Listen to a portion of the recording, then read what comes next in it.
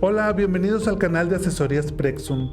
Yo soy el maestro Roberto Ábalos, egresado de la Facultad de Ciencias Biológicas, y en esta sesión vamos a revisar la última parte de la etapa 4, para lo cual te pido que tengas a la mano tu libro de Fundamentos de Genética y Biotecnología.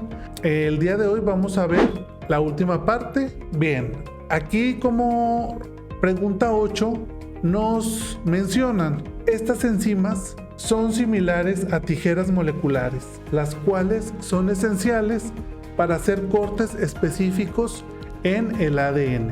Pues estas sustancias son de carácter proteico y son las famosas enzimas de restricción, o también las conocemos como endonucleasas de restricción.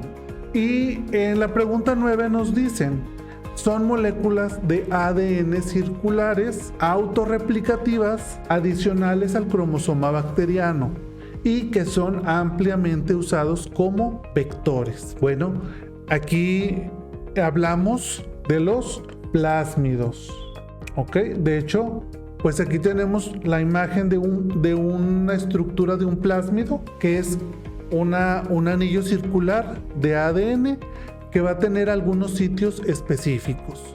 Ok, en la pregunta número 10 se nos pide que describamos brevemente en qué consiste la reacción en cadena de la polimerasa. La reacción en cadena de la polimerasa, que en inglés es PCR, permite generar numerosas copias de segmentos específicos de ADN sin la necesidad de utilizar células para su clonación. La PCR requiere de los siguientes pasos: calentar la mezcla, disminuir la temperatura de reacción y agregar ADN polimerasa. De hecho, este procedimiento o este concepto se les puede hacer muy familiar, ya que ahora que estuvimos atravesando por el periodo de la pandemia por COVID, escuchaban mucho esto de la prueba de PCR. Pues precisamente el PCR es un procedimiento que es de laboratorio,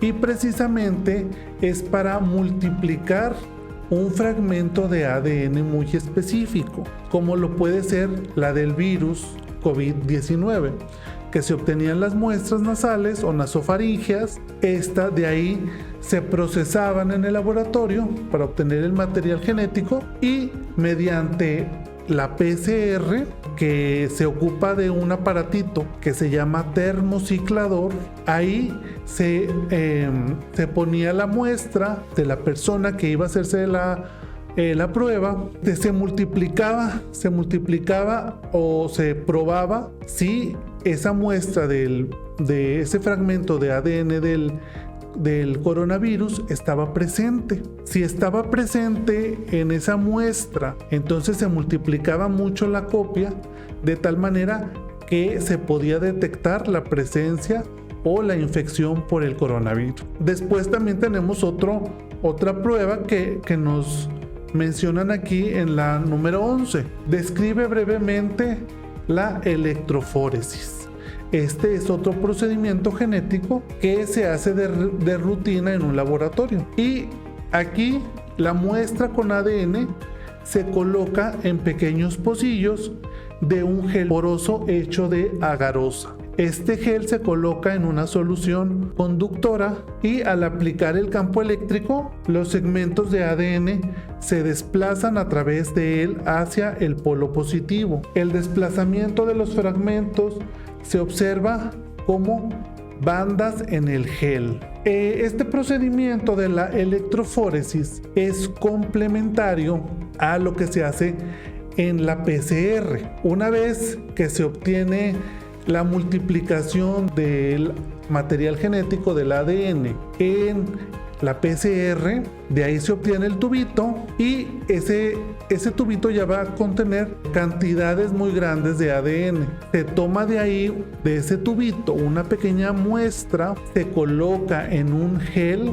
de agarosa que tiene pocitos, se coloca con mucho cuidado y se lleva a una cámara donde hay una solución por la cual va a pasar una corriente eléctrica. Entonces ahí se sumerge el gel en esta solución, se hace pasar una corriente eléctrica y poco a poquito ese material genético que está en el gel va a empezar a moverse poco a poquito, de tal manera que cuando transcurrido cierto tiempo se saca ese gel y se lleva a revelar a una cámara de luz ultravioleta, o dependiendo del método que se utilice de revelado, y entonces aparece en ese gel un patrón de bandas donde, dependiendo qué tanto migró los fragmentos, podemos decir si es característico de algún individuo o de algún agente infeccioso que previamente ya tenemos calibrado cómo se mueve ese patrón de bandas. Es importante decir eso,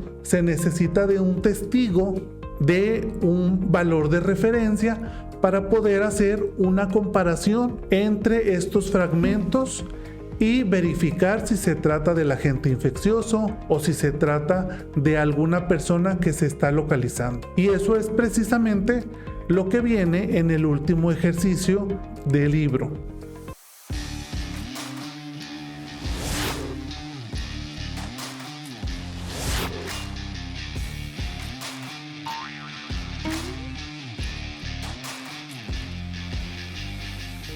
La pregunta número 12 nos dice aquí: la siguiente imagen muestra los resultados de electroforesis de las evidencias y de los involucrados en una escena del crimen. ¿Cuál de los dos sospechosos es el culpable y por qué?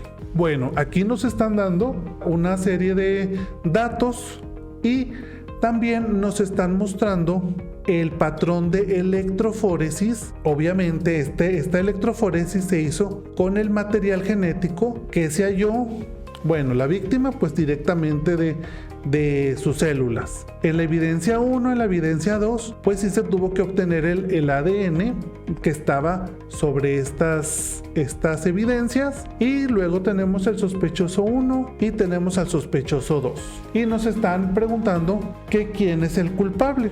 Aquí, para hacer esto, tenemos que hacer una comparación entre los valores de referencia que tenemos. Aquí, por ejemplo, esta primer banda de la víctima 1, vemos que aparece en la evidencia 1, en la evidencia 2 y con el sospechoso 1.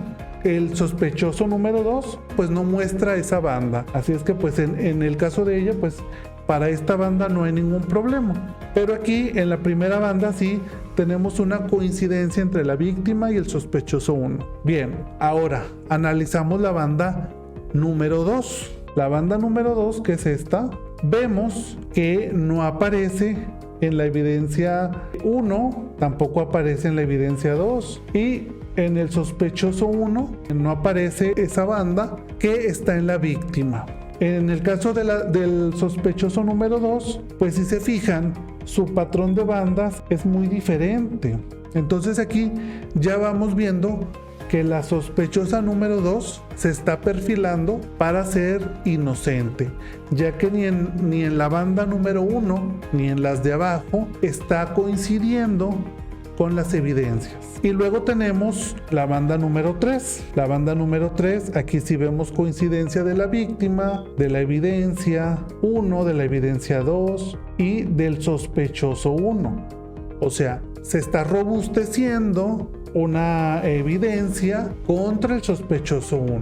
Y tenemos en la banda número 4, otra vez aquí la víctima coincide con la evidencia 1, con la evidencia 2 y el sospechoso 1. O sea, aquí vamos viendo cómo se va reafirmando este patrón con el sospechoso número 1. Después llegamos a la banda número 5. Banda número 5, aquí de la víctima con la evidencia 1 ya no aparece la banda 5. Acá tampoco aparece la banda 5, ni en la evidencia 1 ni en la evidencia 2. El sospechoso 1 pues tampoco tiene esa banda. Entonces aquí básicamente ya estoy confirmando que de acuerdo al patrón de bandas en las primeras, pues el sospechoso 1 sería el culpable. Entonces aquí pues nada más sería informar que existe concordancia entre el sospechoso 1 y los patrones de banda en las evidencias. Muy bien, muchachos, y es así entonces que llegamos a el término de las preguntas de autoevaluación en la etapa 4. Y si esta información te fue útil para tu estudio, no olvides regalarnos un like, compartir el video y suscribirte a nuestro canal para seguir publicando más contenidos